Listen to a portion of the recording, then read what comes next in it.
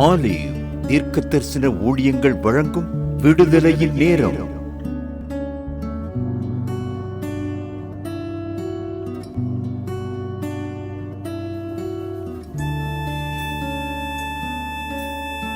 அன்பிற்குரியவர்களே, உங்கள் சபைகளில் கன்வென்ஷன் கூட்டங்கள், வாலிபர் கூடுகைகள், பெண்கள் பண்டிகைகள், எழுப்புதல் கூட்டங்கள் என அனைத்தையும் நடத்தி கொடுக்க எங்களை நீங்கள் அழைக்கலாம்.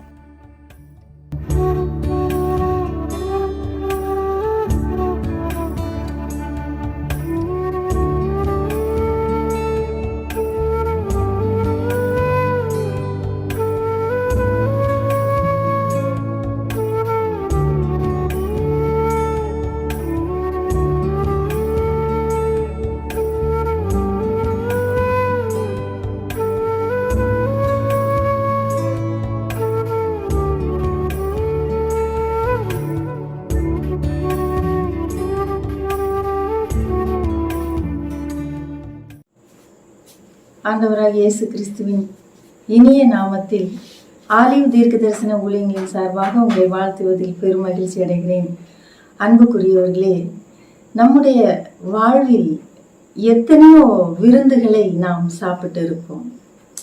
பொதுவாக விருந்து என்று சொன்னாலே எல்லாருக்கும் பிடிக்கும், அப்படித்தானே? விருந்து வீட்டுக்கு போனோம்னா எல்லாருக்குமே பிடித்த ஒரு விஷயம். அதுவும் ஸ்பெஷலாக உங்களை மட்டும் அழைப்பார்கள் என்றால் மிகவும் சந்தோஷமாக நாம் செல்வது வழக்கம். இப்படி இந்த உலக வாழ்க்கையில் விருந்தோம்பல் என்று சொல்லுகிற ஒரு வார்த்தை மிகவும் அருமையான ஒரு வார்த்தையாக காணப்படுகிறது.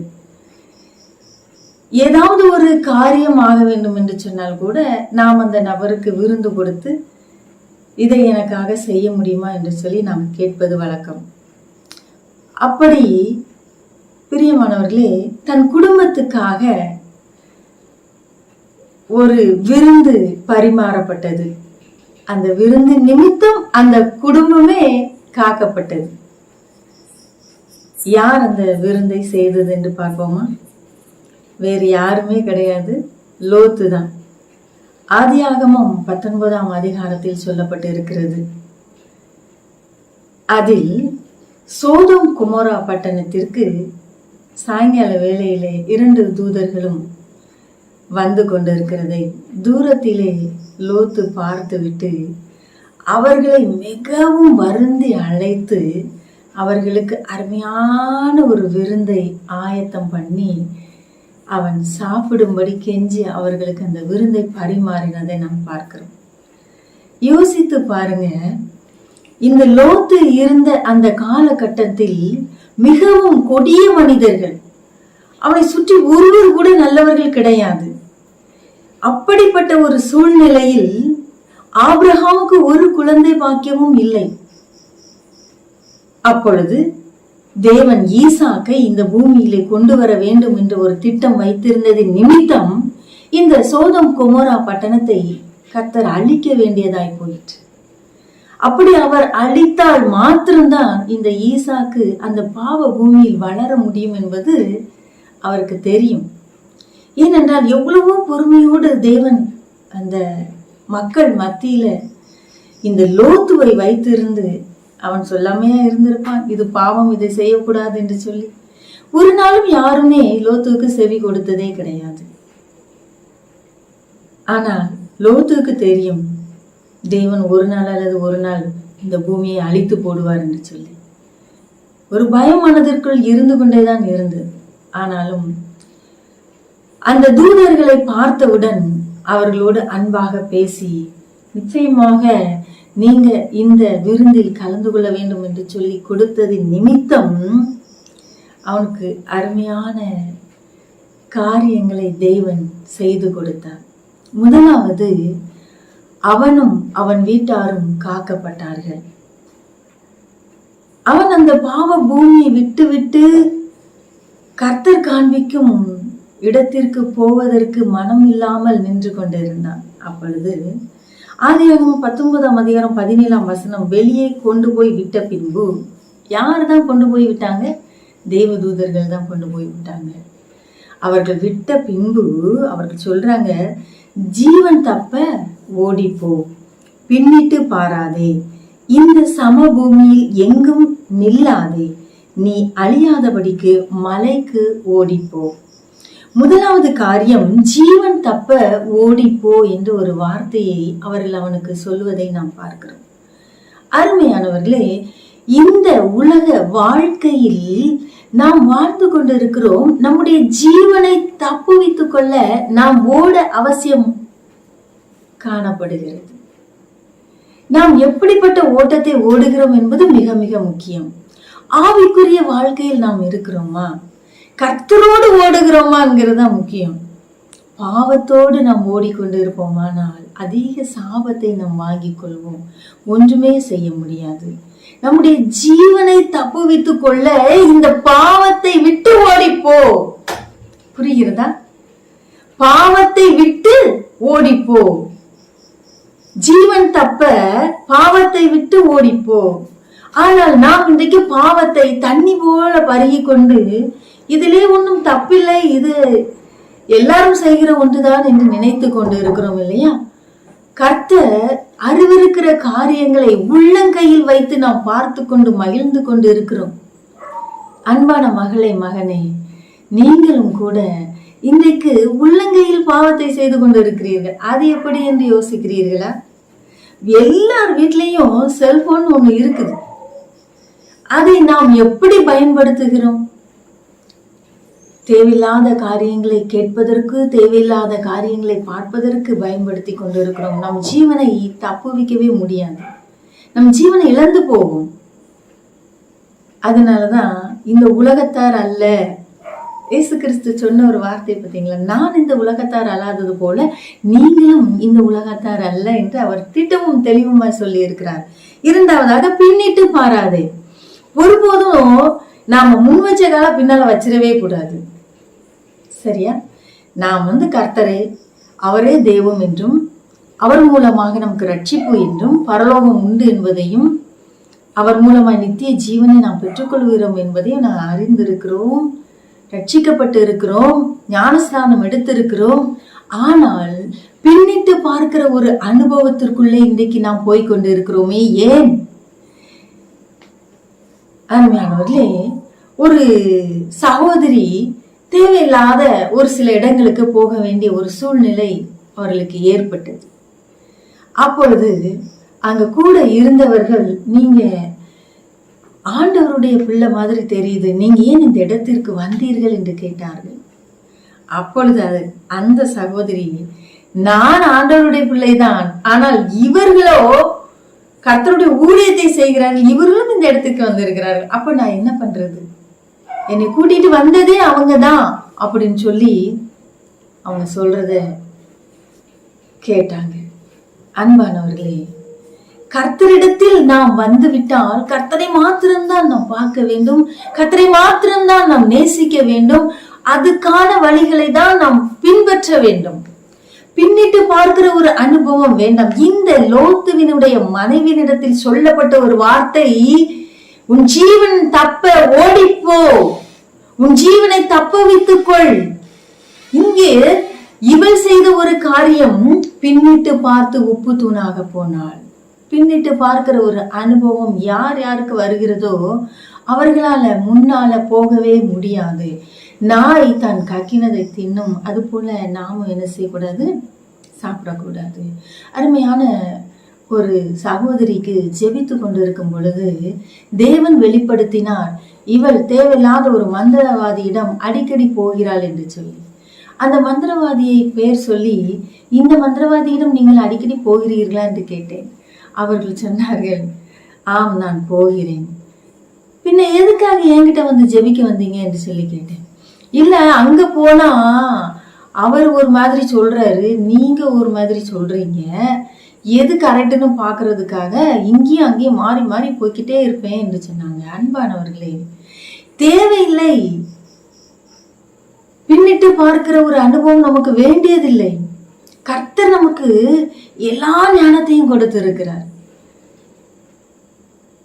2 தோணியில கால் வைக்கிறவங்க என்னைக்குமே கீழே விழுந்துருவாங்க. தேவனை நோக்கி நாம் பார்க்க வேண்டும். இதனாலதான் பின்னிட்டு பார்க்காதேன்னு எழுதப்பட்டிருக்கிறது. அன்பான மகள், அருமையான மகள், ஞானஸ்நானம் எடுத்த ஒரு மகள் தேவையில்லாத ஒரு மகனிடம் மாட்டிக்கொண்டு அவன் சொல்லுகிற குலதெய்வத்துக்கு தான் நீ பலியிட வேண்டும் என்று சொல்லி அவளை பலிகாடாய் கொண்டு போய்விட்டான். அன்பானவர்களே, இப்போ நாம் நம்மை நாமே ஆராய்ந்து பார்ப்போம் என்றால் நாம் பின்னிட்டு பார்க்கிற அனுபவத்துக்குள்ள போகவே மாட்டோம். இந்த கர்த்தர் மாத்திரம் எனக்கு போதும். தானியேலையும் அவர் நண்பர்களையும் பார்த்தீங்களா, இவர் எங்களை விடுவித்தாலும் சரி விடுவிக்காவிட்டாலும் சரி நாங்கள் அவரையே செய்வோம். நீங்க சொல்ற ஆலையோ சிலையோ வணங்க நாங்க தயாரா இல்லை. அக்னி ஜுவாலையில போட்டுருவோம், போடுங்க. நம்மளால அப்படி சொல்ல முடியுமா? ரத்தம் சிந்தினோமா? ரத்தம் சிந்தினவரை ரத்தம் சிந்த வைத்து கொண்டிருக்கிறோம். மறுபடியும் அவரை வேதனைப்படுத்தி கொண்டிருக்கிறோம். பின்னிட்டு பார்க்காதீங்க, தயவு செய்து பின்னிட்டு பார்க்காதீங்க. இது எனக்கு நடக்கவில்லை, இது எனக்கு தோல்வி ஆகிவிட்டது, ஆகையால் இனி நான் கர்த்தரை நேசிக்க போறதில்லை, நான் அவருக்காக வாழ போறதில்லை, அவரை நோக்கி ஜெபிக்க போறதில்லை. இதனால் யாருக்கு நஷ்டம்? உங்களுக்கு தானே, உங்கள் சந்ததிக்கு தானே நஷ்டம். நான் அவரை வேண்டினேன், எனக்கு இதை அவர் வாய்க்க பண்ணவில்லை. அதற்கு காரணம் கர்த்தருக்கு தெரியும். சில காரணம் நமக்கு தெரியாது, தேவனுக்கு தெரியும். நாம் அதையும் இதையும் போட்டு குழப்பக்கூடாது. எதுவாக இருந்தாலும் தேவன் நமக்கு ஞானத்தை கொடுத்திருக்கிறார். மூன்றாவதாக, இந்த சமபூமியில் எங்கும் நில்லாதேன்னு சொல்லப்பட்டிருந்தது. இந்த பூமியில நீ சும்மா நின்றுகிட்டு இருக்கிறதுக்கு உனக்கு இந்த பூமியை நான் தரல. புரியுதா? இந்த பூமி நமக்கு தேவையில்லாத ஒன்று. அதை தேவன் இங்க நிக்கிறதுக்காக நம்மளை அழைக்கல. அதிகமா நிலம், நகை, பொருள், படிப்பு, அந்தஸ்து, பதவி, இதையெல்லாம் ஒரு மனிதனுக்கு கிடைத்தது. ஆனால் அந்த மனிதனால் கர்த்தரை நேசிக்க முடியவில்லை. காரணம் அவருடைய பிசினஸ் படி. அவர் சொல்லுவார், என் பிசினஸ்ல நான் நேர்மையா இருந்தா சம்பாதிக்க முடியாது, நான் போய் சொன்னாதான் எனக்கு காசு. கள்ளத்தராசு கர்த்தருக்கு அருவருப்பானது. ₹1 இங்க நீங்க சம்பாதிச்சுன்னா ₹10 அங்க போயிட்டு இருக்கும், அது நமக்கே தெரியாது. புரியுதா? ஒரு அருமையான சகோதரி, அவர்கள் வீட்டுல பணத்துக்கு வைக்க இடம் இல்லை, அப்படி சொல்லலாம், அவ்வளவு பணம் இருந்தது. ஆனா அந்த பணத்தை எல்லாம் மாதம் மாதம் ஹாஸ்பிட்டலுக்கு தான் கொடுத்துக்கிட்டே இருந்தாங்க. கொஞ்சம் கொஞ்சமா அப்படியே அந்த பணம் எல்லாம் கரைய ஆரம்பித்தது. பணமே இல்லை, திரும்ப கடன் வாங்கி ஹாஸ்பிட்டலுக்கு செலவழிக்கிற நிலை. இந்த ஒரு நிலையில் அவர்கள் ஜெபிக்க வந்தார்கள். அவரோடு நான் சொன்ன ஒரு காரணம், நீங்க பணத்தை சேர்த்து வச்சு அதன் மேல நம்பிக்கை வைத்திருந்தீங்க, கர்த்தர் மேல நம்பிக்கை வைங்க, மறுபடியும் அவர் உங்களை செழிக்க பண்ணுவார், அவருக்காக பணத்தை செலவழிங்க என்று சொன்னேன். அநேகர் நினைக்கிறோம் கர்த்தருக்காக பணம் செலவழிக்கிறது வீண் செலவு என்று சொல்லி. ஒரு நாள் அது வீணா போகாது, ஒரு நாள் வீணா போகாது. இன்னைக்கு ஒருவேளை நீங்க நினைக்கலாம், நான் எவ்வளவு வேதனையில் இருக்கிறேன், இந்த சூழ்நிலையில் தேவனுக்கு காணிக்கை கொடுப்பதா, தசமபாகம் கொடுப்பதா, நான் இன்னும் என் பிள்ளைகளுக்கு நகை சேர்க்கவில்லை, நிலம் சேர்க்கவில்லை, பொருள் சேர்க்கவில்லை, எதையுமே என் பிள்ளைகளுக்கோ எனக்கோ சேர்த்து வைக்கவில்லை, நான் எப்படி கர்த்தருக்கு கொடுக்க முடியும் என்று சொல்லி உங்கள் மனதிலே நினைத்து கொண்டு இருக்கலாம். கர்த்தர் சொல்லுகிறார், இந்த சமபூமியில் எங்கும் நீ நிற்காத. இது நமக்கு தேவையில்லை. இது ஒரு வாடகை வீட்டுக்கு சமம். சீக்கிரமா இங்க இருந்து நாம எங்க போகிறோம்? நித்தியமான அந்த ராஜ்யத்துக்கு போக போகிறோம். பயப்படாதீங்க. இங்க நீங்க சேர்த்து வச்ச பொருளையும் கர்த்தர் உங்களுக்கு பாதுகாக்க கிருபை செய்வார். புரிகிறதா? நான்காவதாக, நீ அழியாதபடிக்கு மலைக்கு ஓடிப்போ என்று சொல்லப்பட்டது. நாம அழிஞ்சு போகாதபடிக்கு மலைக்கு தான் நம்ம என்ன செய்யணும்? ஓடி போகணும். அதுதான் யாரு? பிளர்க்கப்பட்ட கல்வாரி மலை. அருணாதர் இயேசு கிறிஸ்துவை பற்றி மாத்திரம்தான் அங்க சொல்லப்பட்டிருக்கிறது. பிளர்ந்ததாம் பாறை நின்னில் ஞான் மறையட்டே, பிளர்ந்ததாம் பாறையே நின்னில்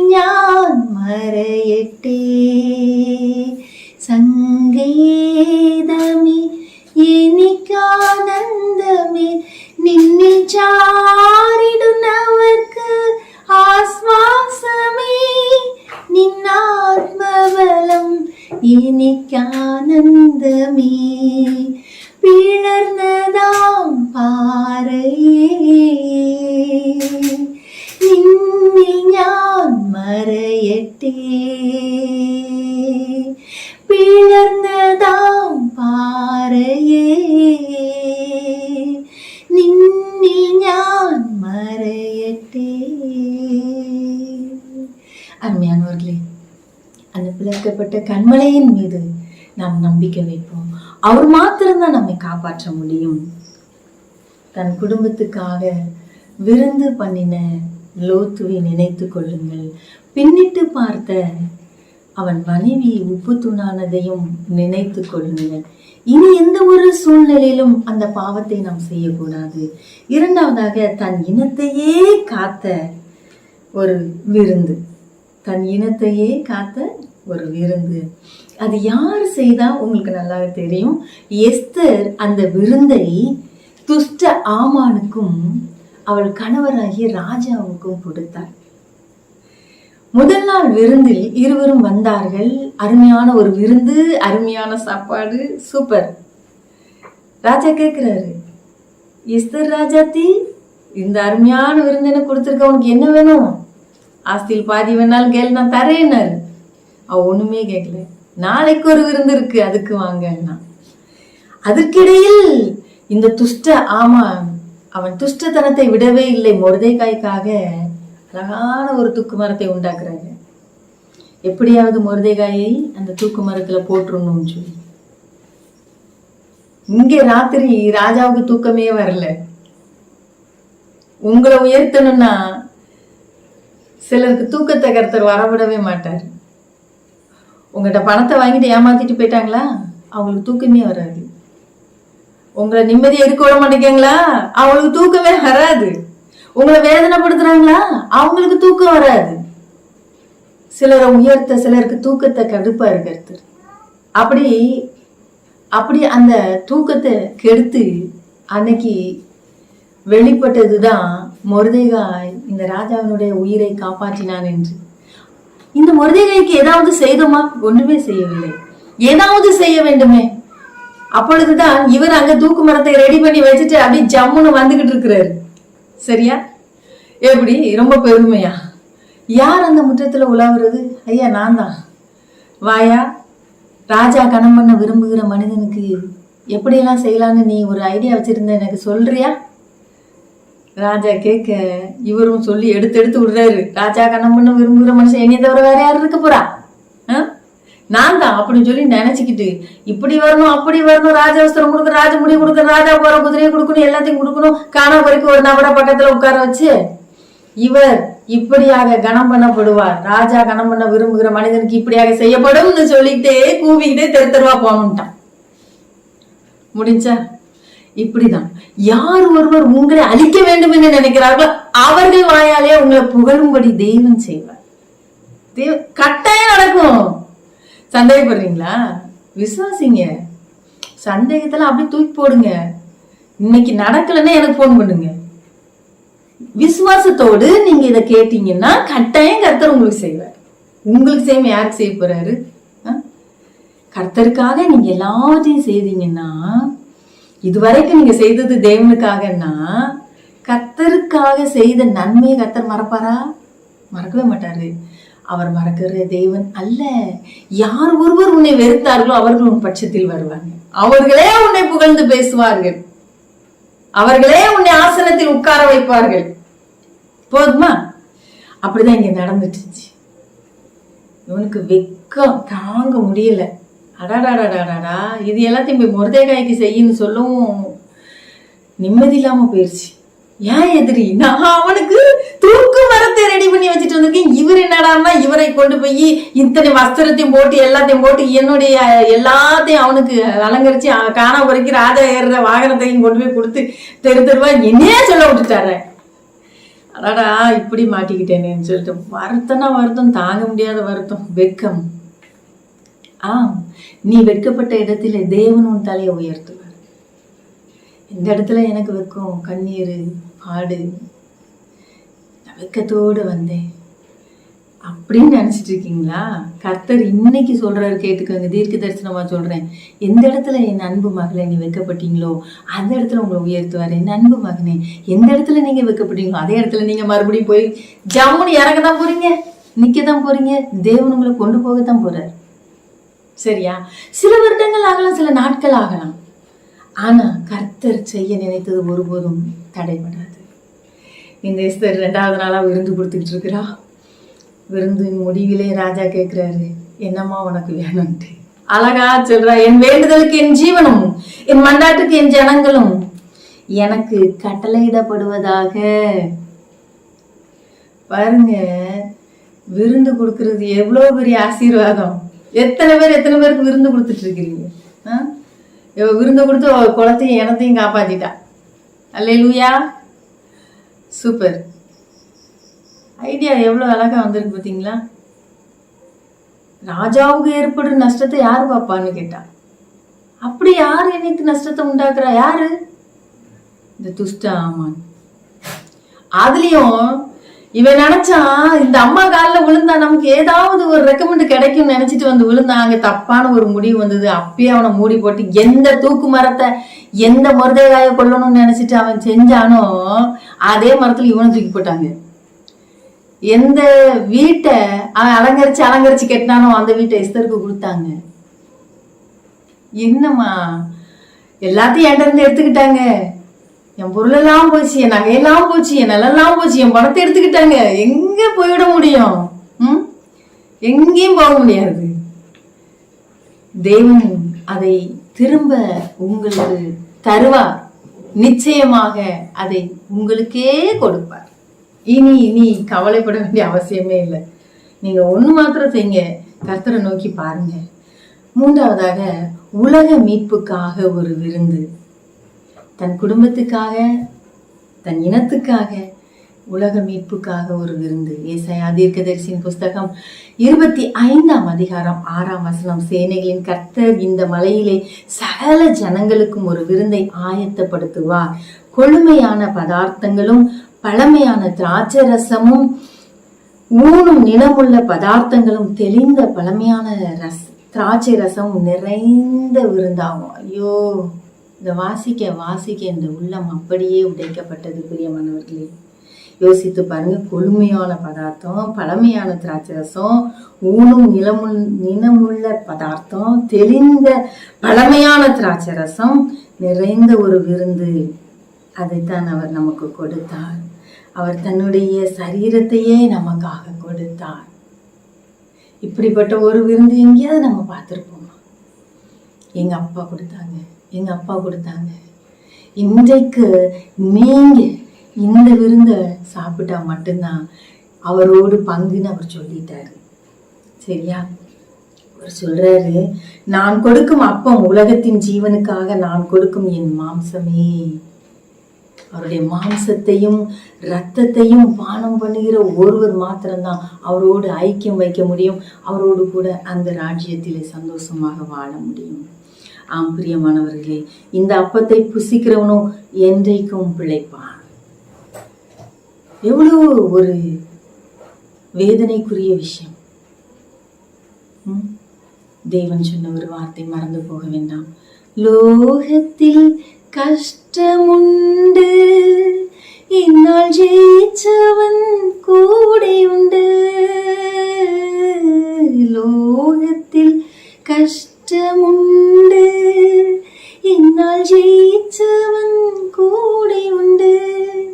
ஆமா அருமையானவர்களே, எவ்வளவு கஷ்டம் வந்தாலும் இந்த விருந்தை சாப்பிடுங்க. அப்பா நமக்காக கொடுத்தாங்க. இன்னொருக்க வாசிக்கலாமா? ஏசாயா தீர்க்கதரிசியின் புஸ்தகம் 25ஆம் அதிகாரம் 6ஆம் வசனத்துல இது எழுதப்பட்டிருக்கிறது. நாம் இந்த விருந்தை அலட்சியம் பண்ணுனா நமக்கு இந்த உலகத்தில் எல்லாம் கிடைக்கும், மறுமையில நித்திய ஜீவனை இழந்து விடுவோம். அதுல எந்த சந்தேகமும் கிடையாது. ஏனென்றால் அவர் அவ்வளவு அழகாக எழுதி இருக்கிறார். வாசிக்க வாசிக்க வாசிக்க பின்பு பாத்திரத்தை எடுத்து ஸ்தோத்திரம் பண்ணி அவர்களுக்கு கொடுத்து, நீங்கள் எல்லாரும் இதிலே பானம் பண்ணுங்கள், இது பாவ மன்னிப்புக்கு உண்டாகும்படி அநேகருக்கு சிந்தப்படுகிற புது உடன்படிக்கை ரத்தம். புதிய உடன்படிக்கையோடு நாம் உடன்படிக்கை பண்ணிக்கொள்வோம். இந்த விருந்தை நம்ம சாப்பிடுவோம். எப்பா, நான் இந்த உலகத்துக்காக நான் வாழல, உம்மோடு கூட நித்திய ஜீவனுக்காக இந்த விருந்தை நான் சாப்பிடுறேன்ப்பா.